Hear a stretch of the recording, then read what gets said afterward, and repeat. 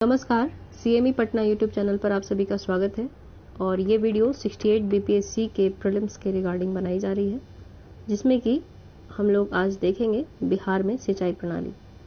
और इससे पहले अपवाह तंत्र और उससे पहले भी कुछ और टॉपिक हम लोगों ने कवर किया है, जिससे रिलेटेड वीडियो इसी चैनल पे अपलोड किए जा चुके हैं। तो आप लोग चाहें तो उसे देख सकते हैं। जैसे बिहार की जलवायु भी कवर किया जा चुका है, और जो पर्वत और पठार वगैरह हैं बिहार में, और मिट्टियां जो हैं उसे भी कवर किया जा चुका है। तो चलिए हम लोग आज देखते हैं बिहार में सिंचाई प्रणाली। ठीक है, तो टॉपिक हम लोग शुरू करते हैं आज का। और ये वीडियो जो है वो क्विक रिवीजन के उद्देश्य से बनाई जा रही है। इससे क्या होगा कि 10 से 15 मिनट में आप किसी एक टॉपिक को बेहतर तरीके से रिवाइज कर सकते हैं। तो चलिए पहले हम लोग यहाँ पे देखते हैं कि बिहार में सिंचाई के विभिन्न साधनों का प्रयोग किया जाता है, जिसमें नलकूप, नहर और अन्य स्रोत शामिल हैं। तो नलकूप से कितने प्रतिशत क्षेत्रों में सिंचाई होती है? तो ये है प्रतिशत, इसका हो जाएगा 63.9%। ठीक है, और नहर से 30.6% और अन्य स्रोतों के माध्यम से 5.5%। तो ये आप लोग मेंस आंसर राइटिंग के दौरान भी यूज कर सकते हैं इस प्रकार के डेटा को। ठीक है, और आगे है कि बिहार में कुल सिंचित क्षेत्र है 72.07 लाख हेक्टेयर, और सर्वाधिक सिंचित जिला जो है वो है रोहतास, और न्यूनतम सिंचित जिला शिवहर है। ठीक है, आगे है कि केंद्र सरकार द्वारा संचालित त्वरित सिंचाई लाभ योजना हेतु प्राथमिकता वाले 99 चिन्हित योजनाओं में 2 योजनाएं बिहार राज्य में है। ठीक है, कौन कौन सी हैं ये योजनाएं? तो दुर्गावती जलाशय योजना, ठीक है, और तथा पुनपुन बराज योजना। ठीक है, 2 योजनाएं, दुर्गावती जलाशय योजना तथा पुनपुन बराज योजना, ये आपको याद रखनी है। और ये राज्य के नवादा, रोहतास, कैमूर व सीतामढ़ी में इस योजना का संचालन किया जा रहा है।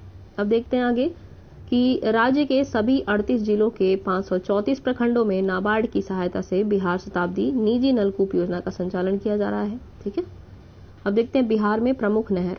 यहाँ पे नहरों के नाम दिए हैं, उससे संबंधित नदी है उसके नाम दिया हुआ है यहाँ पे, और यहाँ पे उससे रिलेटेड जो इम्पोर्टेंट फैक्ट है उसको भी हम लोग देख लेंगे। तो पहला नहर जो यहाँ पे दिया गया है वो है पश्चिमी सोन नहर। ठीक है, पश्चिमी सोन नहर ये सोन नदी पर है, नाम से ही हमें ज्ञात हो रहा है। और इससे रिलेटेड फैक्ट है कि सोन के बाएं तट पर डेहरी नामक स्थान से इसका संबंध है, और लाभान्वित जिले हैं रोहतास, भभुआ, भोजपुर और बक्सर। ठीक है, पूर्वी सोन नहर तो ये भी सोन नदी पर है, ये सोन के दाएं तट पर वारुण नामक स्थान से, वारुण, ये बारुण नाम ज्यादा ही इसका फेमस है, ऐसे इसे वारुण बोला जाता है, लेकिन अपभ्रंश के रूप में ये बारुण हो गया है। ठीक है, ये वारुण नामक स्थान से, और लाभान्वित जिले हैं औरंगाबाद, गया, जहानाबाद, अरवल और पटना। ठीक है, आगे है त्रिवेणी नहर, ये गंडक के किनारे है, गंडक नदी पर है, और त्रिवेणी पश्चिमी चंपारण नामक स्थान से निकाली गई है। ठीक है, ये गंडक के बाएं तट पर है। ठीक है, ये ध्यान रखना है। और कमला नहर जो है वो कमला नदी पर है, लाभान्वित जिले हैं दरभंगा एवं मधुबनी। ऐसे क्या होगा ना, आपको नदियों के अपवाह तंत्र भी याद हो जाएंगे। जैसे सिंचाई पढ़ रहे हैं तो नदियों का अपवाह तंत्र याद हो जाएगा, या फिर जब हम अपवाह तंत्र पढ़ रहे हैं तो कौन सी नहर कहाँ है, ये सारा रिलेटेड है, तो इससे याद हो जाता है अच्छे से।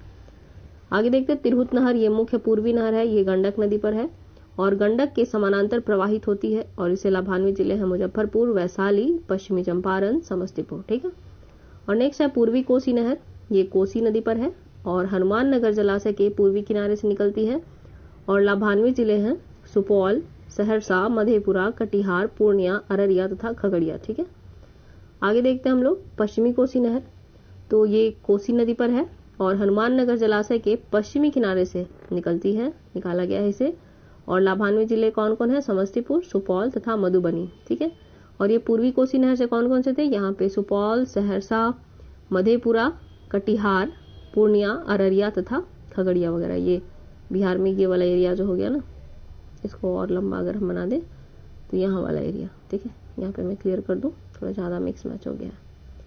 आगे देखते हैं हम लोग, आगे है छतरा नहर।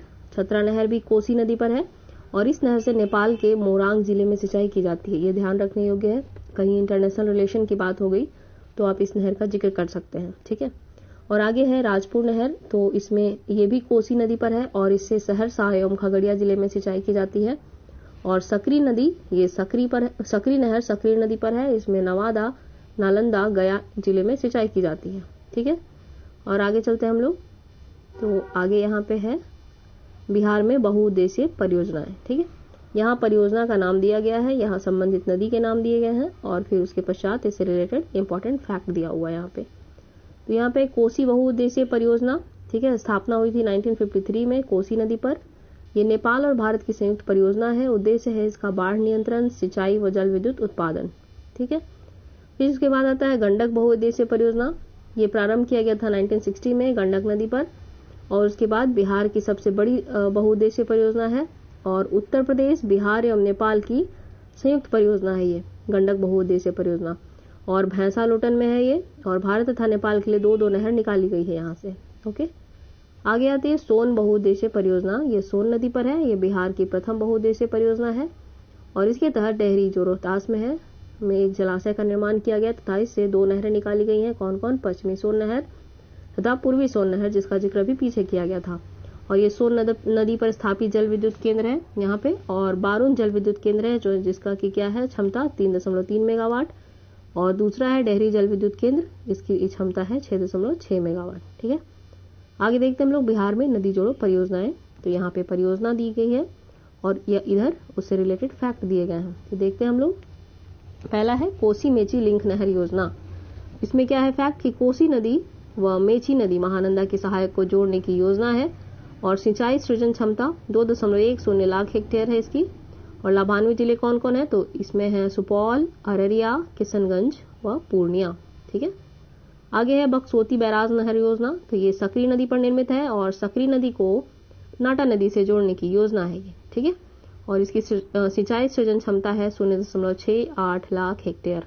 ठीक है, ये आप याद ना करें तो भी चल सकता है, बट आपको ये ध्यान रखना है कि बक्सोती बैराज नहर योजना से कौन कौन से लाभान्वित जिले हैं। तो उसमें हो जाएंगे नालंदा, शेखपुरा व नवादा। थोड़ा सा आपको अभी लग रहा होगा कि मतलब बहुत सारी चीजें आ रही हैं एक साथ, अचानक से इतने फैक्ट कैसे याद रखें, बट आप बार बार रिवीजन करेंगे ना। ये मात्र 10 से 15 मिनट की वीडियो होगी तो इसको बार बार आप अगर रिवाइज करेंगे तो इससे आपको बहुत आसानी हो जाएगी, क्विक रिवीजन कर सकते हैं आप इससे। चलिए अगला देखते हैं हम लोग, बूढ़ी गंडक नून वाया गंगा लिंक परियोजना। ठीक है, ये यहाँ पे क्या इंपॉर्टेंट फैक्ट कि केंद्रीय जल आयोग के पास प्रस्तावित है ये और सिंचाई सृजन क्षमता इसकी 1.26 लाख हेक्टेयर होगी और लाभान्वित जिले हैं समस्तीपुर, बेगूसराय व खगड़िया। ठीक है, अगले पृष्ठ पे चलते हैं। तो यहाँ पे है बिहार के प्रमुख जलप्रपात। तो अभी जब हम लोग जल से रिलेटेड, सिंचाई और नदियों से रिलेटेड फैक्ट देख रहे हैं तो जलप्रपात भी देख लेते हैं।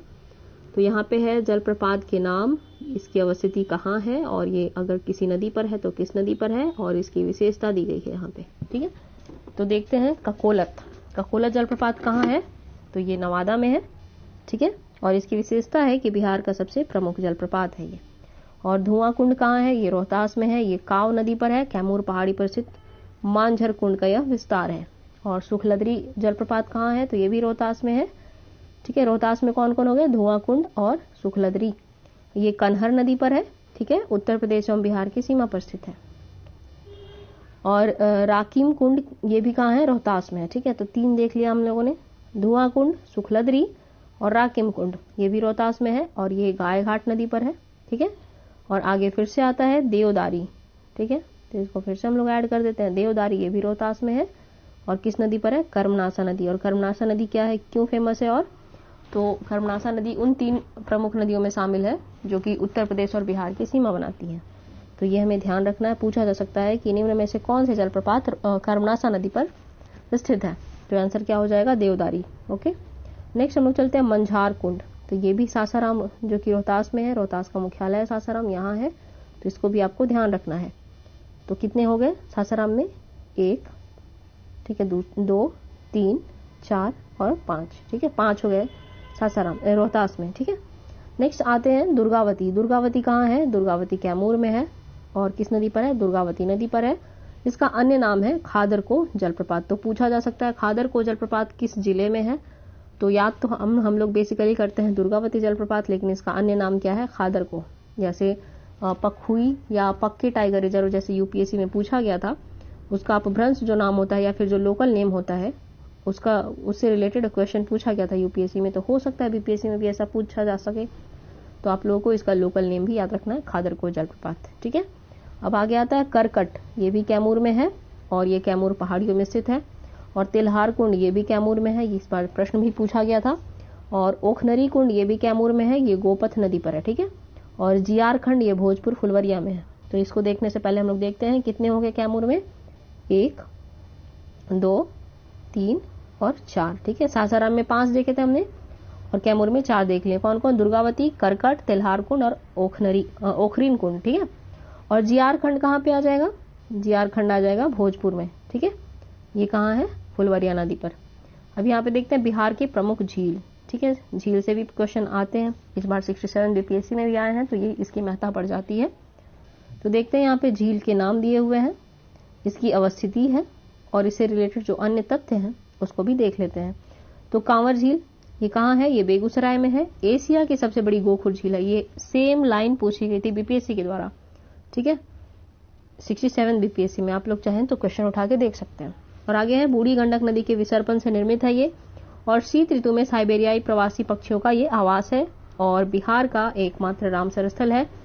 और ये जल निमग्न वनस्पतियों की अधिकता होती है यहाँ पे, ठीक है।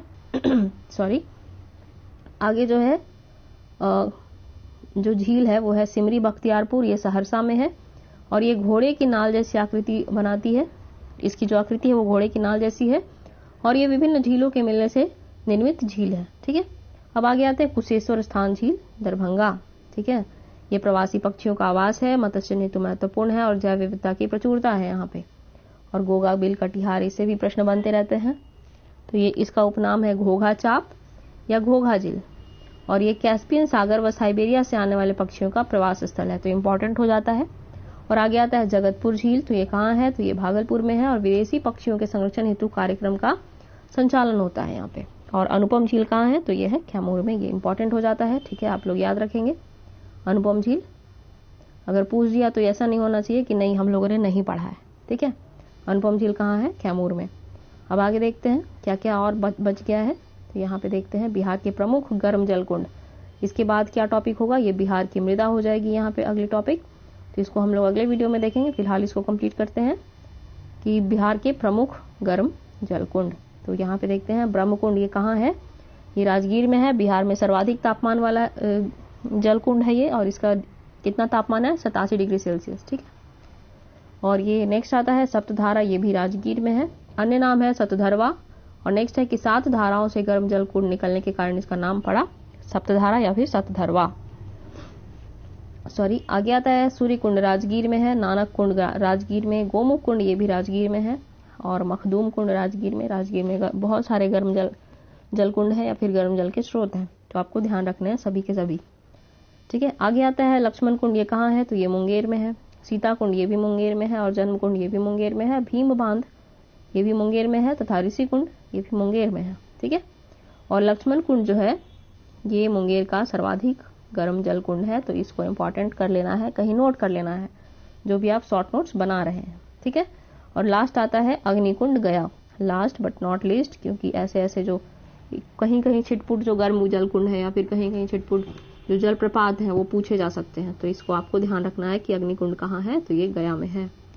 तो कहाँ कहाँ हम लोगों ने बेसिकली देख लिया, तो राजगीर में, मुंगेर में और एक याद रखना है अग्निकुंड गया में, ठीक है।